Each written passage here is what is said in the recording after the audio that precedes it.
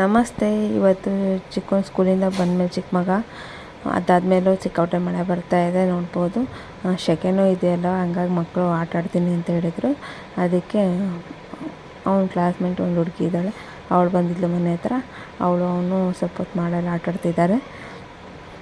ಅವ್ರವ್ರ ಮನೆ ಹತ್ರ ಎಲ್ಲ ಮಕ್ಕಳು ಹೊರಗಡೆ ಈ ಮಳೇಲಿ ನೆನೆಯೋಕ್ಕೆ ಇಷ್ಟಪಡ್ತಾರೆ.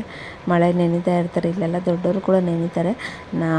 ನಾನು ಅಷ್ಟು ಹೋಗೋದಿಲ್ಲ ಹೊರಗಡೆ ಮಳೆಯಲ್ಲೆಲ್ಲ ನೆನೆಯೋದಕ್ಕೆ.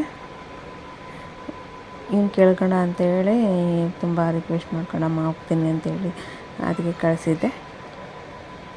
ಅದಾದಮೇಲೆ ಅಲ್ಲಿ ಬೇರೆ ಮಕ್ಕಳು ಆಟ ಆಡ್ತಿದ್ದಾರೆ, ಅವ್ರ ಜೊತೆ ಹೋಗೋಣ ಅಂತೇಳಿ ಇದು ಮಾಡ್ತಾಯಿದ್ರು. ಇಲ್ಲೇನಂದರೆ ಸಡನ್ನಾಗಿ ಮಳೆ ಬಂದುಬಿಡುತ್ತೆ, ಸಡನ್ನಾಗಿ ನಿಂತ್ಬಿಡುತ್ತೆ. ಆಮೇಲೆ ಸೆಕೆನೂ ಹಾಗೆ ಇರುತ್ತೆ.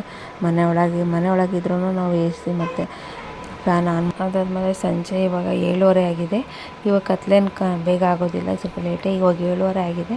ಇಷ್ಟೊತ್ತಾದರೂ ಬಸ್ ಬಂದಿಲ್ಲ, ಏಕೆಂದರೆ ಸಿಕ್ಕಾಪಟ್ಟೆ ಮಳೆ ಬರ್ತಾಯಿದೆಯಲ್ಲ ಡೆಲ್ಲಿಲಿ, ಹಾಗಾಗಿ ಬಸ್ಸೆಲ್ಲ ಲೇಟಾಗಿ ಬರುತ್ತೆ. ನಂಗೆ ಸ್ವಲ್ಪ ಸಫಲಲ್ಲಿ ಕೆಲಸ ಇತ್ತು. ಸಫಲಲ್ಲಿ ತೆಂಗಿನಕಾಯಿ ಇದೆಯಾ ಅಂತೇಳಿ ತೊಗೊಬರೋಣ ಅಂತೇಳಿ ಹೋಗಿದ್ವಿ. ಸಫಲಲ್ಲಿ ತೆಂಗಿನಕಾಯಿ ಇರಲಿಲ್ಲ, ಇತ್ತು ಎರಡು, ಅದು ಚೆನ್ನಾಗಿರಲಿಲ್ಲ, ಅದರ ನೀರೇನು ಇರಲಿಲ್ಲ. ಹಾಗಾಗಿ ನೋಡ್ಬಿಟ್ಟು ಮತ್ತೆ ವಾಪಸ್ ಬಂದ್ವಿ ಅಲ್ಲಿಂದ.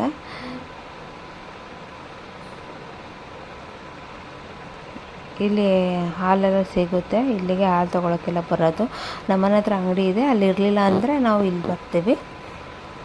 ಇಲ್ಲೇ ಕ್ಯಾಂಟೀನ್ ಕೂಡ ಇದೆ, ಕ್ಯಾಂಟೀನು ಮತ್ತು ಥಿಯೇಟ್ರು ಇದೆ, ಮೂವಿ ಥಿಯೇಟ್ರು.